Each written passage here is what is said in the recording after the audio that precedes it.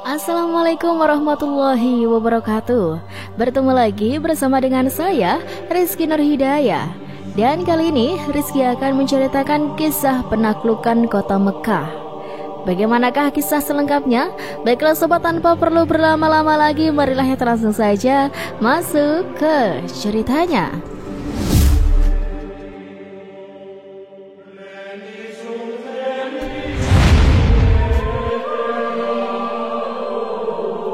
Peristiwa Fatu Mekah ini terjadi pada tahun 8 Hijriah. Dengan peristiwa Fatu Mekah ini, Allah menyelamatkan kota Mekah dari belenggu kesyirikan dan kezaliman, menjadi kota bernafaskan Islam dengan roh tauhid dan sunnah.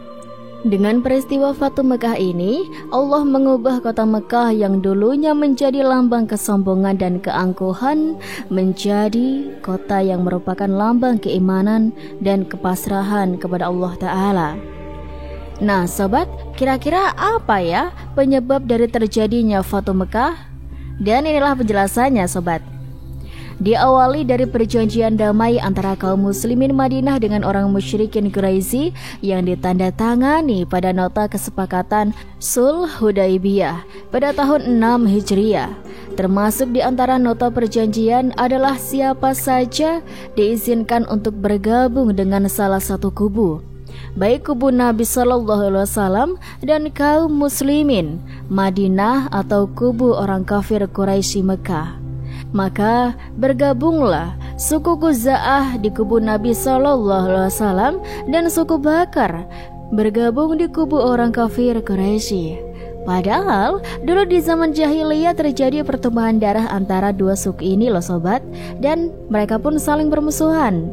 Dengan adanya perjanjian Hudaybiyah, masing-masing suku melakukan gencatan senjata.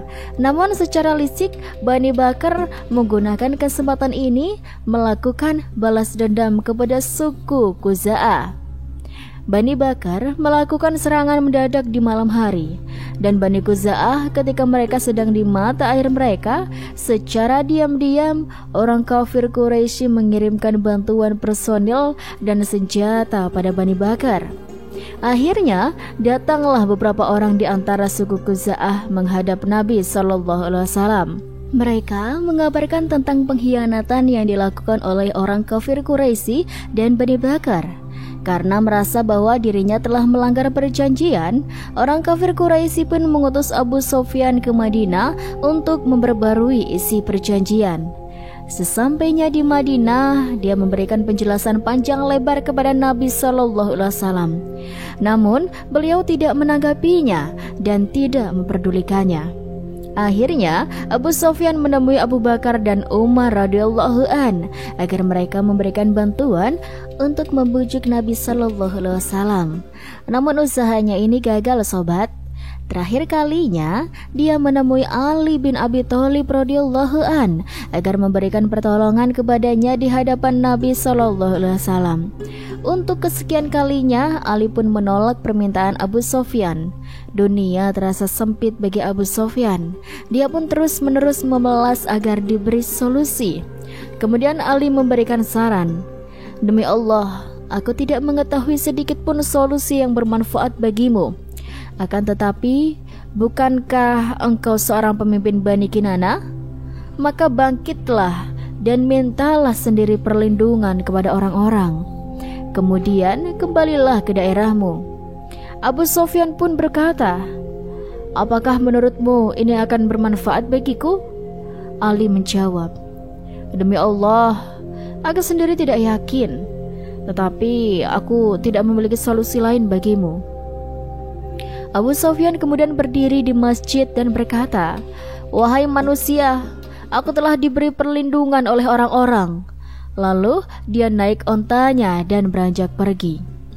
Dengan adanya pengkhianatan ini, Nabi Muhammad SAW memerintahkan para sahabat untuk menyiapkan senjata dan perlengkapan perang mereka.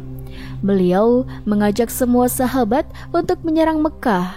Beliau pun bersabda, "Ya Allah, buatlah Quraisy tidak melihat dan tidak mendengar kabar hingga aku tiba di sana secara tiba-tiba."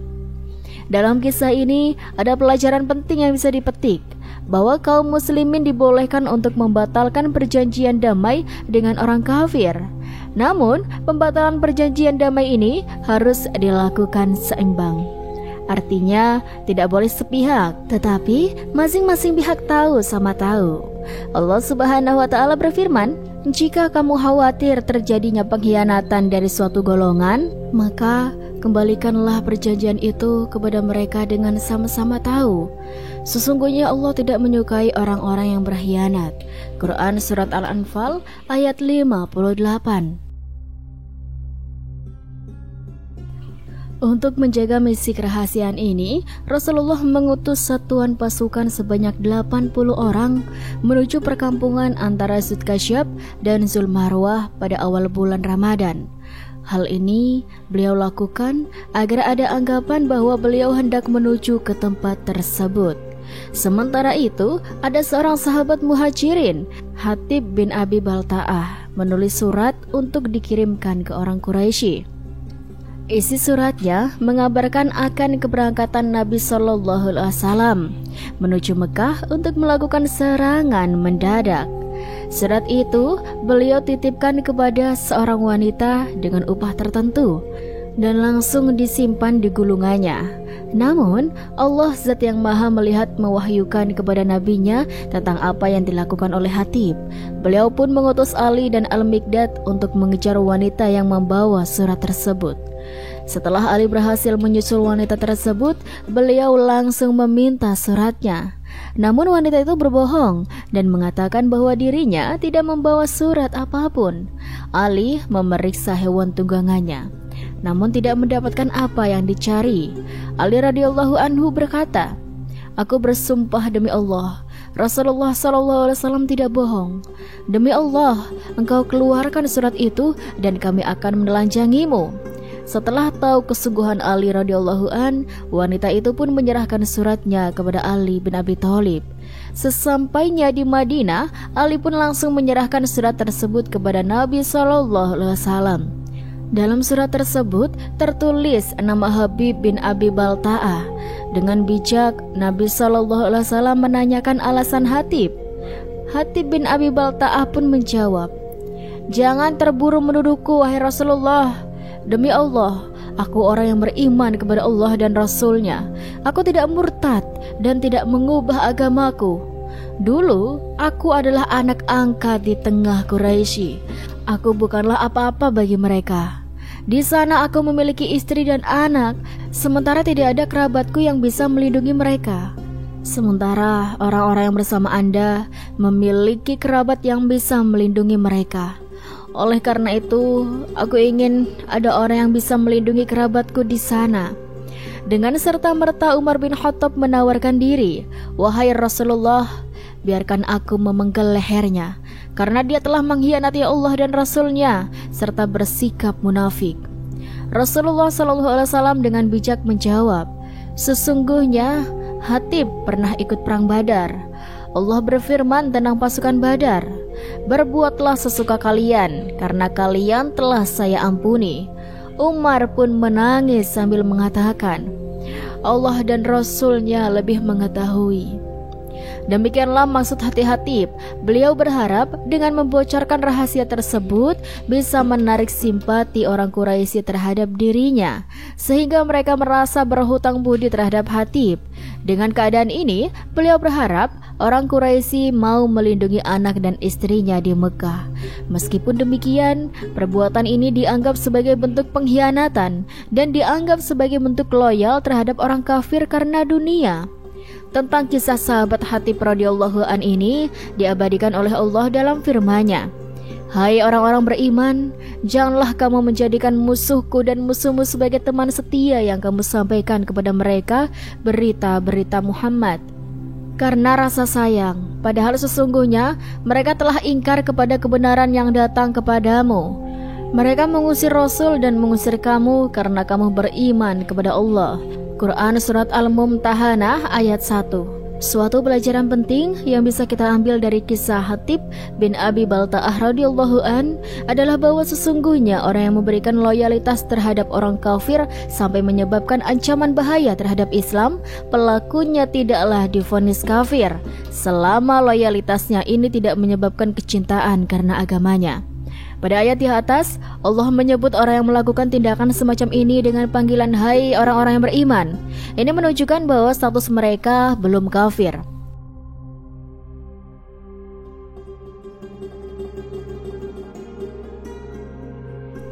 Pasukan Islam bergerak menuju Mekah. Kemudian beliau keluar Madinah bersama 10.000 sahabat yang siap perang. Beliau memberi Abdullah bin Ummi Maktum tugas untuk menggantikan posisi beliau di Madinah.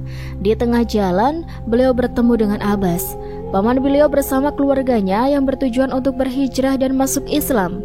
Kemudian, di suatu tempat yang disebut Abwa, beliau berjumpa dengan sepupunya, Ibnu Haris dan Abdul bin Abi Umayyah. Ketika masih kafir, dua orang ini termasuk di antara orang yang bermusuhannya sangat keras terhadap Nabi Shallallahu Alaihi Wasallam. Dengan kelembutannya, Nabi Shallallahu Alaihi Wasallam menerima taubat mereka dan masuk Islam. Nabi Shallallahu Alaihi Wasallam bersabda tentang Ibnu Haris radhiyallahu an, "Saya berharap dia bisa menjadi pengganti Hamzah radhiyallahu an." Setelah beliau sampai di suatu tempat yang bernama Maradaran, dekat dengan Mekah, beliau memerintahkan pasukan untuk membuat obor, sejumlah pasukan. Beliau juga mengangkat Umar radhiyallahu an sebagai penjaga. Malam itu, Abbas berangkat menuju Mekah dengan menaiki begal atau peranakan kuda dan keledai milik Nabi Shallallahu Alaihi Wasallam. Beliau mencari penduduk Mekah agar mereka keluar menemui Nabi dan meminta jaminan keamanan sehingga tidak terjadi peperangan di negeri Mekah. Tiba-tiba Abbas mendengar suara Abu Sofyan dan Budail bin Zarqa yang sedang berbincang-bincang tentang api unggun yang besar tersebut. "Ada apa dengan dirimu, wahai Abbas?" tanya Abu Sofyan. "Itu Rasulullah di tengah-tengah orang. Demi Allah, amat buruk orang-orang Quraisy. Demi Allah, jika beliau mengalahkanmu, beliau akan memenggal lehermu. Naiklah ke atas punggung begal ini agar aku dapat membawamu ke hadapan Nabi SAW, lalu meminta jaminan keamanan kepada beliau," jawab Abbas. Maka Abu Sofyan pun naik di belakangku. Kami pun menuju tempat Nabi SAW. Ketika melewati obor Umar bin Khattab, dia pun melihat Abu Sofyan. Dia berkata, "Wahai Abu Sofyan, musuh Allah, segala puji bagi Allah yang telah menundukkan dirimu tanpa suatu perjanjianmu." Karena khawatir, Abbas mempercepat langkah begalnya agar dapat mendahului Umar. Mereka pun langsung masuk ke tempat Rasulullah SAW. Setelah itu, barulah Umar masuk sambil berkata, "Wahai Rasulullah, ini Abu Sofyan, biarkan aku memenggal lehernya." Abbas pun berkata, "Wahai Rasulullah, aku telah melindunginya." Rasulullah SAW bersabda, "Kembalilah ke kemahmu, wahai Abbas. Besok pagi datanglah ke sini." Esok harinya, Abbas bersama Abu Sofyan menemui Nabi SAW.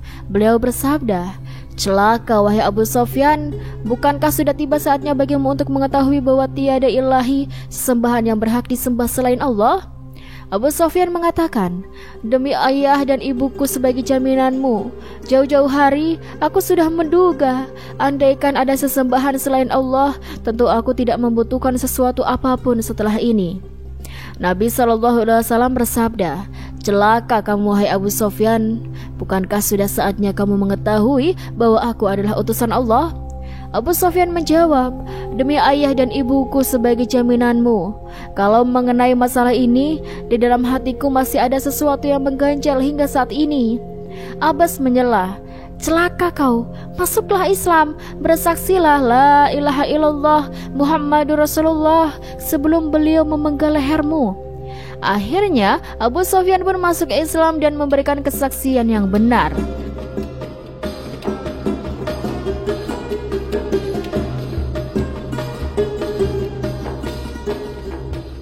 Tanggal 17 Ramadan 8 Hijriah, Rasulullah SAW meninggalkan Marazaran menuju Makkah. Sebelum berangkat, beliau memerintahkan Abbas untuk mengajak Abu Sofyan menuju jalan tembus melewati gunung, berdiam di sana hingga semua pasukan Allah lewat di sana. Dengan begitu, Abu Sofyan bisa melihat semua pasukan kaum muslimin. Maka, Abbas dan Abu Sofyan melewati beberapa kabilah yang ikut gabung bersama pasukan kaum muslimin.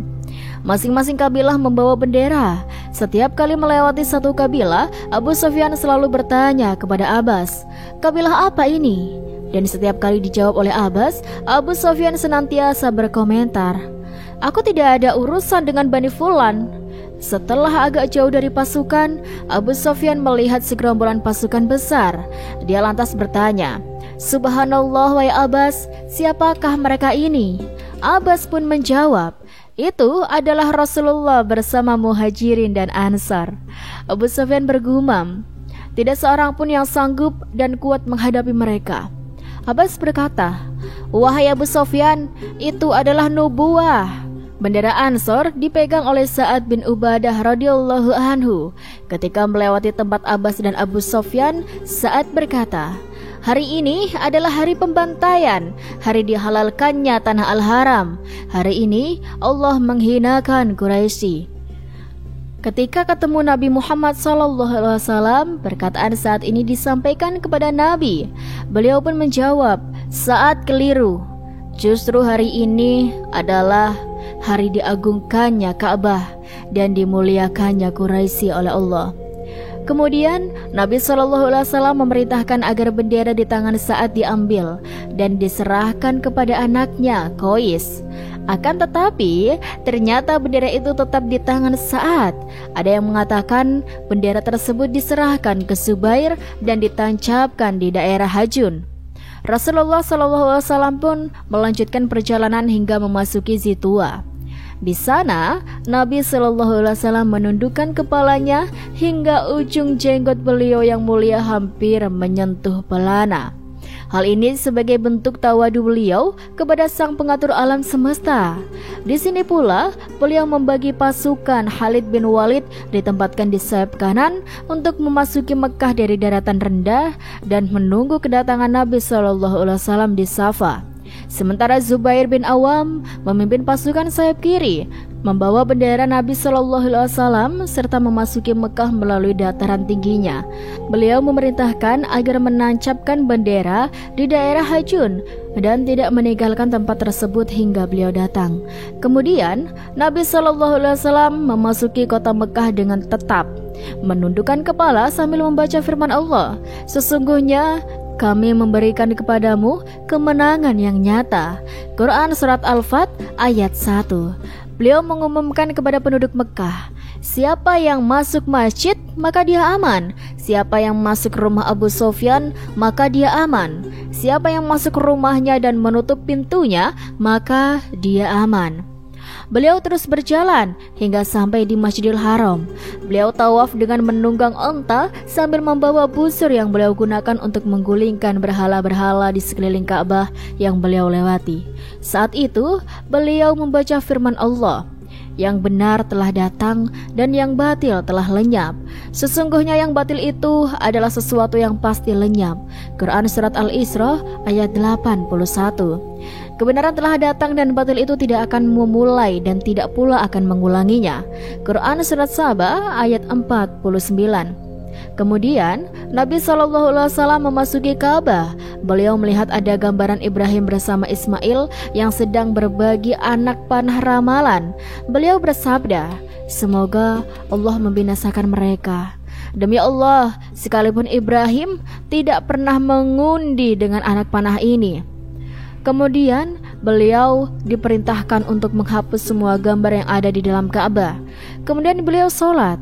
Seusai sholat, beliau mengitari dinding bagian dalam Ka'bah dan bertakbir di bagian pojok Ka'bah.